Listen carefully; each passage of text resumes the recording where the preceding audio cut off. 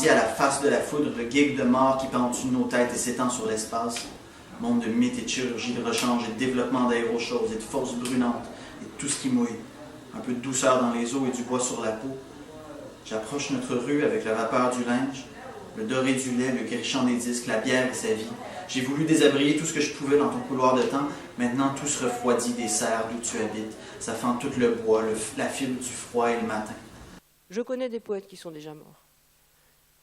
Il est difficile de rester vivant parce que la nation bousille la poésie d'une manière ou d'une autre. Soit en asservissant les gens, les poètes, soit en asservissant directement la poésie, parce que les valeurs nationales n'ont aucune valeur poétique, parce que les idées nationales ne supportent pas les idées poétiques, parce que toutes les idées nationales sont des idées hostiles à la poésie, parce que la poésie ne peut pas être une idée nationale et que les idées nationales ne peuvent pas le supporter, parce que la nation n'aime pas que l'histoire lui échappe, et donc la liberté dans l'histoire, et confisque la liberté des canards dans l'histoire. Pour cette raison historique, la nation bousille les canards ou directement la poésie. Tous s'entredéchirent une seule recoue. Les 500 000 énucléés, elle recoue, et leur sang séché revifie et revitalise. Une seule recoue et revitalise, avec son fil noir et avec ses mains, avec sa glaire, avec sa salive, posément et sûrement, doucement et tendrement, alors que souffle la brise rafraîchissante de la mer. Joie, joie, mille joies! Il y a des années, sur la plage de Daytona Beach, les femmes portaient des pantalons. Et quand il n'y avait personne, on regardait seulement. On ne se baignait pas, il faisait trop froid. Les voitures étaient longues, plus modestes qu'aujourd'hui. Leurs fenêtres étaient rectangulaires. Les gens demandaient beaucoup à la température. Jour 1. À l'arrivée, nous visitons la plage. Il y a des palmiers. Il fait froid. Nous restons couchés sur le sable pour que la peau prenne de la couleur. Ici, sous le ciel, les femmes sont nues, allongées, en rang, sur des serviettes, comme sur des écrans, ou sur de la vitre, qu'on tâche de ne pas briser. Là, maintenant, là. Tu le sens? Tu sens qu'on vit? Tous nous, on vit là. Là, maintenant, on vit. On est bien là. On est bien là. J'ai vraiment du talent. J'ai du talent au niveau des pédales. J'ai du talent au niveau du volant. Dans ma rue, il y a eu 8 problèmes. 8 accidents de voiture cette année. C'est marrant que ça tombe sur moi. C'est marrant parce que justement, je suis particulièrement bon dans la conduite. Je suis particulièrement rapide et prudent. J'accélère pour avancer, je ralentis quand il faut freiner. Ça m'étonnerait qu'on puisse faire mieux. Un geste ambigu. Casser certaines choses, certains liens, par devoir. Vivre loin des aimants. Aimer ça.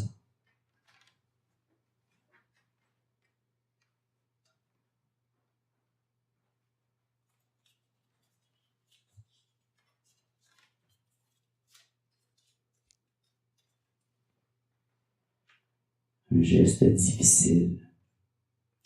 Confier quelque chose de soi à l'autre désormais co-porteur du cercueil.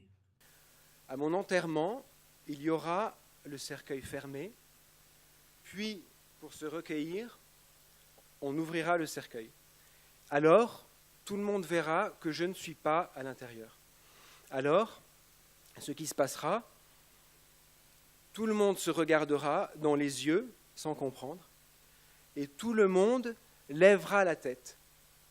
Et tout le monde verra mon corps pendre sur le lustre du plafond. Et quand la musique triste arrivera, mon corps se balancera.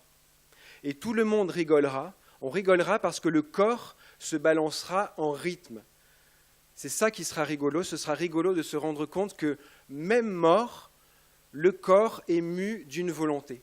Ventre à cas, bosser, ventre à cas, poti, ventre à capote, à carrosse et caractère, ventre carnassier, ventre capitule, ventre cache-sexe, ventre à cavité, ventre à carapace, ventre à camisole, ventre à camouflé, à calmer et cacher, ventre à cahute, ventre à calotte, ventre à caca, à cul et culotte, ventre à culbute et cucurbite, à canon et carabine, ventre à cafouille, câlin et catapulte, ventre à canine, calisson et carie. Les yeux louches voient double droit, flou droit, blanc droit, rien droit, croche droit, rouge droit, loin droit, goutte droit, voient des silhouettes. Yeux presque présents s'enfoncent dans l'orbite, se maintient contre marée. L'émergence est possible, le strabisme probable, la respiration lente, le silence total. La cataracte recouvre, mouille l'œil, me rend la vue. Let me, let me, let me, let me freeze. Le mot fracture revient. Il arrive d'enfeindre, comme fragile et naufrage. Les langues ont des affaires de famille. Continue d'entendre le génie qui chante. Let me, let me, let me freeze again. Continue les chansons du froid. Tu as 31 ans, tu es poète, mais poète expérimental, dans la mesure où tu réfléchis en actes aux impacts sur le réel du travail de la langue. Avec ta femme, activiste, vous avez publié en toutes sortes de langues, simultanément et un peu partout dans le monde, grâce à une série d'éditeurs convaincus, un opuscule titré « En avant pour la révolution bio-hardcore ». Manuel pratique pour, au niveau macropolitique, sauver la planète en transformant toutes ces forêts et terrains vagues en États indépendants, non anthropocentrés, et au niveau micropolitique, faire tendre la vie humaine vers son noyau hardcore dur, animal, organique, matériel, nucléaire. Faire courir tout le bruit que font les bois dans les corridors maculés du Jean de Quin. Les corridors du Jean de Quin courant du sud au nord dans les giclées sur bois qu'on imagine ici et là. Pendant le déroulement de l'exposition, faire courir la mascotte en feu de la Reine des Bois sur un tapis roulant.